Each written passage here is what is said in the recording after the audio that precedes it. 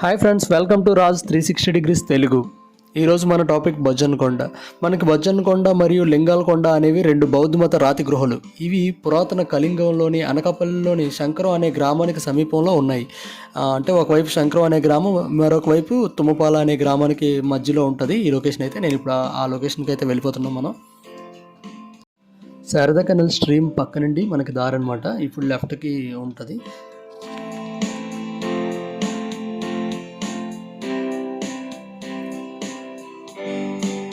మనకి ఈ site Indian National Trust for Arts and Cultural Heritage site కింద consider చేశారనమాట.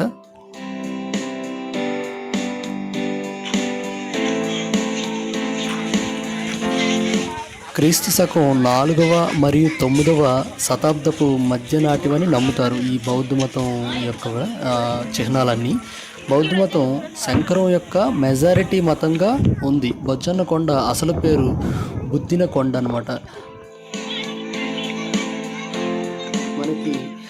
మనకి ఈ కొండలో అనేక ఏకశిలా స్తూపాలు, రాతి గృహలు, చైత్యాలు మరియు మఠాలు ఉంటాయి.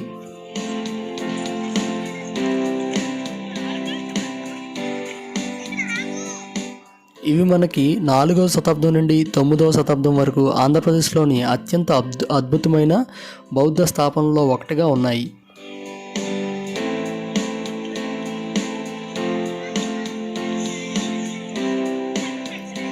మనకి ఇక్కడ ఎక్స్కవేషన్ ఎప్పుడు జరిగిందంటే అలెగ్జాండర్ రిమ్ అంటే పాలనలో జరిగింది 1906లో. మనకి ప్రాంతంలో అంటే తవ్వకాలు జరిగినప్పుడు పురాతన ఆధారాల ప్రకారం కొండలు, ముద్రలు, లిఖిత పలకలు, పూసలు మరియు బొమ్మలు మనకి బయటపడ్డాయి. వాటితో పాటు మగధను 340 నుండి 375 వరకు పాలించిన గుప్తరాజ వంశానికి చెందిన సముద్రగుప్తునికి చెందిన ఒక బంగారు నాణెం కూడా మనకి ఇక్కడ ఈ తవ్వకాల్లో బయటపడ్డదనమాట. తూర్పు చాణక్య రాజు విష్ణువర్ధన ఇంటి పేరుతో విష్ణు మసీదికి చెందిన కొన్ని రాగి నాణేలు కూడా ఇందులో మనకి తవ్వకాల్లో బయటపడ్డాయి. అదే రాగి నాణాలు, సీసపు నాణాలు ఇలా మనకి తవ్వకాల్లో బయటపడ్డాయి అనమాట. ఇక్కడ నిధులు ఉన్నాయని ఈ చుట్టుపక్కల గ్రామాల వాళ్ళు అయితే చెప్తూ ఉంటారు. మన హిస్టరీ ప్రకారం చూసుకుంటే క్రీస్తు శకం 2వ మరియు 9వ శతాబ్దాల మధ్య కాలంలో ఇక్కడ బౌద్ధ స్థావరం ఉందని ఈ పురాతన వస్తువుల సాక్ష్యాధారాలుగా నిర్ణయించడం సాధ్యమైంది. బౌద్ధ మతం వ్యాప్తి చెందడం ప్రారంభించడంతో సన్యాసుల కోసం అనేక అభ్యాస కేంద్రాలు మరియు విహారాలు వివిధ ప్రాంతాల్లో ఏర్పాటు చేయబడ్డాయి. విశాఖపట్నం చుట్టుపక్కల తొట్లకొండ, బావికొండ, పావురాళ్ళ కొండల్లో కూడా వీటిని చూడవచ్చు. అవన్నీ దాదాపు క్రీస్తుకు పూర్వం 3వ శతాబ్దం నుండి మళ్ళీ క్రీస్తు తర్వాత 3వ శతాబ్దం వరకు వర్ధిల్లాయి. కానీ హిందూ మతం యొక్క పునరుద్ధరణ కారణంగా క్రమంగా క్షీణించాయి. 2000 సంవత్సరాల క్రితం బౌద్ధ సన్యాసులు కొండపై పూజలు చేసేవారు. దీనిని మొదట బుద్ధిని కొండ, మనం ఎంట్రన్స్లో చెప్పుకున్నాం కదా, మొదట బుద్ధిని కొండగా పిలిచేవారు. కానీ కాలక్రమేణా ఇది బొజ్జన్న కొండగా పిలువబడింది. ఇక్కడ బొజ్జన్న కొండలో వైశాఖ పౌర్ణమిని కూడా పెద్ద ఎత్తున జరుపుకుంటారు.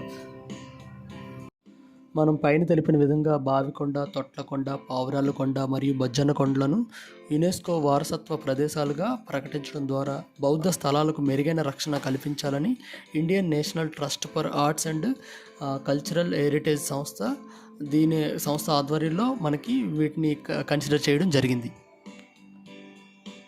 మనకి ఇది 3-4 స్టేజెస్లో అనిపిస్తుంది అనమాట. కింద గృహలు ఉంటాయి, పైన ఇలా ఒక డయాస్లా కనిపిస్తుంది. అంటే సెంటర్లో రాజు కూర్చునేలాగా, సైడ్ మిగతా వాళ్ళు కూర్చునేటట్టుగా డిజైన్ అయ్యి ఉంటుంది.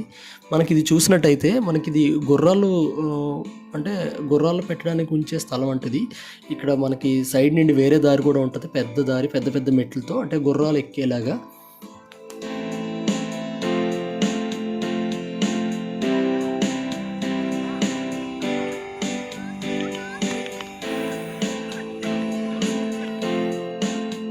మనకి ఈ కొండ కానీ లింగాల కొండ కానీ ఎటు చూసినా మనకి లింగాలే కనిపిస్తాయి అనమాట. బొజ్జన్న కొండలో కానీ లింగాల కొండలో కానీ మనకి ఈ రెండు కొండల చుట్టూరు పరిసరాలన్నీ పచ్చని పొలాలతో ఉంటాయి.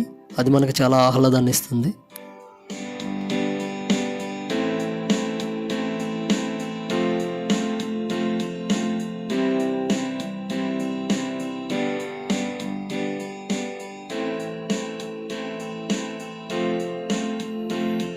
మీరు చూసినట్టయితే డిఫరెంట్ సైజెస్లో మనకి ఇక్కడ లింగాలని కనిపిస్తాయి. కొన్ని చిన్నగా ఉంటాయి, కొన్ని పెద్దగా ఉంటాయి. అన్నీ హ్యాండ్ మేడ్తో చేసినవే.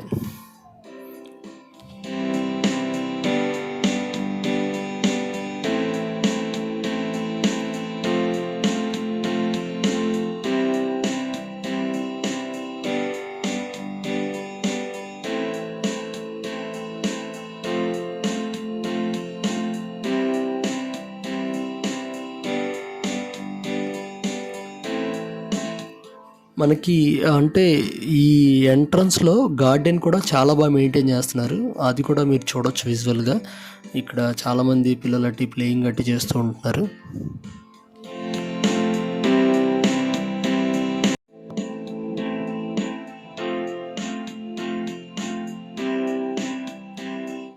Thank you for watching. Please subscribe my channel for more videos.